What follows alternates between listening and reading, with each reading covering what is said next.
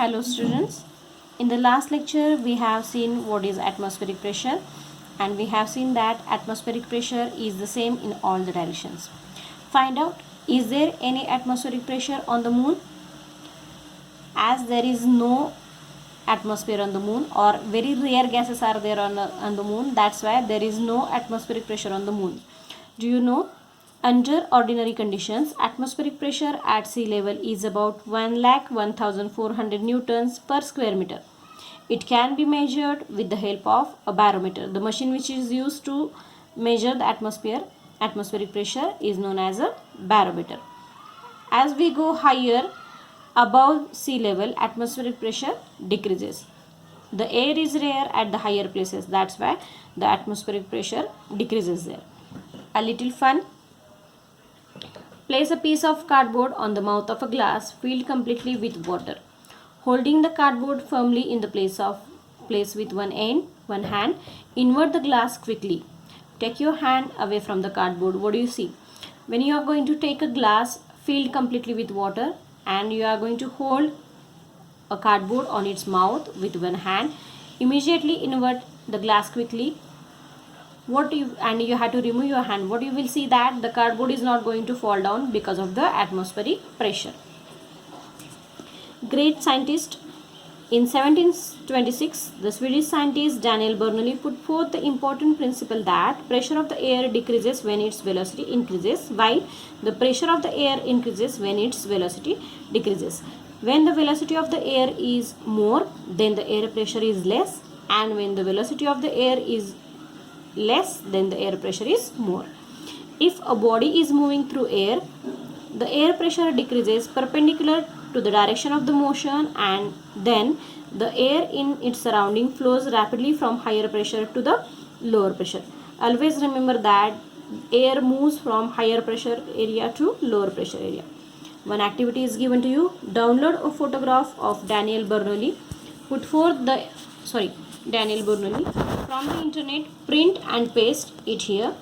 What commands did you give to the computer to do this activity? You have to do, and you have to write the commands that you are going to give to the computer. Okay, observe and discuss. Take some water in a plastic cup. Hold a straw upright in it. Hold a small piece of another straw near the upper end of the first straw and perpendicular to that straw. Blow hard through the small piece of straw. You will see a fountain of water. Why did this happen? Here diagram is shown to you how you have to take the straw, how much water you have to take in the cup, and how you have to hold the two straws and how you have to blow. Okay, the upper straw is there, from that you are going to blow the air. As the air is pushed, the fountain of the water will appear there. Okay, on blowing through the straw, the air at its open end is pushed away, and hence the pressure of the air at the opening goes down. When we are going to blow through the straw at the upper end of the upright condition straw, the air at the open end is pushed away, and because of that the air pressure goes down. As the pressure of the air near the upper end of the erect straw becomes less than the atmospheric pressure, the water in the cup is pushed from where the pressure is higher to its lower, that is in the upward direction, and the water comes out in the form of a fountain. The more forcefully you blow, the higher will be the fountain. This straw fountain works on the Bernoulli's principle. User brain part. What is the effect of increased temperature on the pressure of the air? As the temperature increases, the pressure of the air also increases, because the molecules of gas move rapidly when the temperature is increased.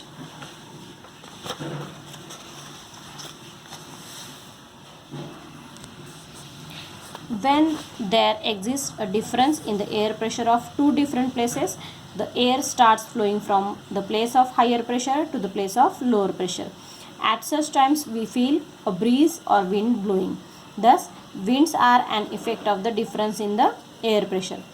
You will learn more about this in the lesson called Winds in Geography. Try this. Take ice cubes in a glass. up to 3/4 of its height. Now observe what happens. How did the water droplets appear on the outside of the glass? Many times in the summer, when you are drinking a cold drink, or you are drinking sherbets and you are putting ice in your glass, at that time you will see this, that at the outer side of the glass water droplets are appearing. So why these water droplets appear on the outer side of the glass? Due to ice cubes in the glass, the air surroundings the glass cools down. As the water vapor in this air cools down, it condenses and gets transformed into water.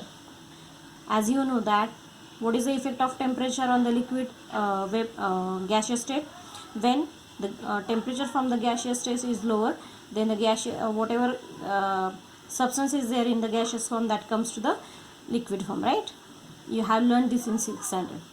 It is this water that collects on the outer surface of the glass. Water vapors are in the gaseous form, and when the temperature is decreasing near the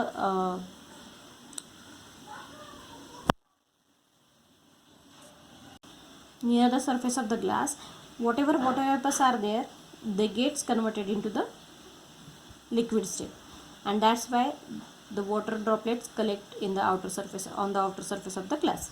The level of humidity is different in different places. Similarly, the humidity levels also change from time to time during the period of a single day also. The level of humidity of air is determined by its capacity to hold water vapor. During the night or at day, when the temperature of air is low, this capacity to hold the water vapor is less. At such times, the excess vapor is transformed into water droplets. This is what we call dew. If you are going for a morning walk in the early morning, you will see droplets of water on the grass. That is nothing but the dew. In the afternoon, when the temperature of the air is high, the capacity of air to hold the moisture also increases. Then, compared to its full capacity to hold water, the proportion of moisture in the air is less, and we feel that the air is dry. The proportion of water vapor in the air is high during the monsoon and in the coastal areas. As a result, we feel dampness or humidity. If you are going to the Konkan region or Mumbai, which are the coastal regions, their humidity is more, and that's why you feel the dampness. In summer, wet clothes dry quickly, but in rains they do not, because the humidity is more during the rainy season, or the percentage of water vapor is more during the rainy season. That's why the wet clothes do not dry quickly in the rainy season. Use your brain power. Dip an uncorked inverted empty bottle in a slanting position into the water in a wide container. What do you observe? You will observe that the bubbles of air will come in upward direction. What change take place in a balloon on filling air in it? These are the questions asked to you. You have to answer them. We come to know from the activities above that air has properties like occupying space, having a certain volume, having mass and weight. Air is a mixture of very fine particles of some gases, dust, smoke, and moisture. When rays of light fall on these minute particles, the particles spread the light in all directions. This natural phenomenon is called scattering of light. Next part we will see in the next lecture. For today, it is over now. Thank you. Have a nice day. Okay, instead of starting in the next lecture, we will finish this part here only, because it is very small. Then we will start properties of water in the next lecture. Temperature regulation. This is the new topic. The earth receives energy from the sun. This energy is reflected by the earth in the form of heat. the constituents of air surrounding the earth such as water vapor, carbon dioxide absorb a part of this heat and give it to the other constituents of the air. As a result, the earth's surface remains warm and thereby becomes suitable for living world on the earth.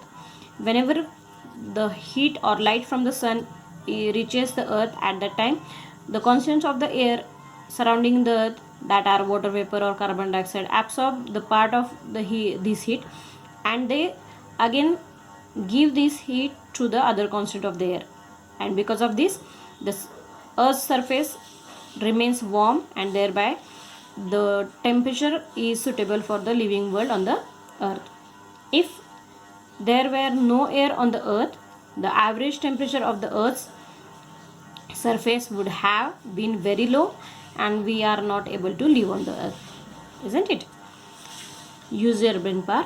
What would happen if all the air surrounding us is removed? And second question is, will sound be heard in space? These two questions you have to write as your homework. Transmission of sound. All the sounds that we hear reach us through the surrounding air. The density of air also changes due to the change in its temperature. In winter, the density of the air increases. We can hear the whistle of distant train clearly early in the morning in winter. Air is useful as medium for transmission of sound. As we have learned in last year that there should be a medium for the transmission of sound. Air is one of the good medium for the transmission of sound, and the density of the air is increased in winter, and that's why we can hear the whistle of the train from the long distances. Okay, so now through these three lectures we have learned the properties of air. In the last lecture, in the next lecture we are going to see the properties of water. Okay, thank you, have a nice day.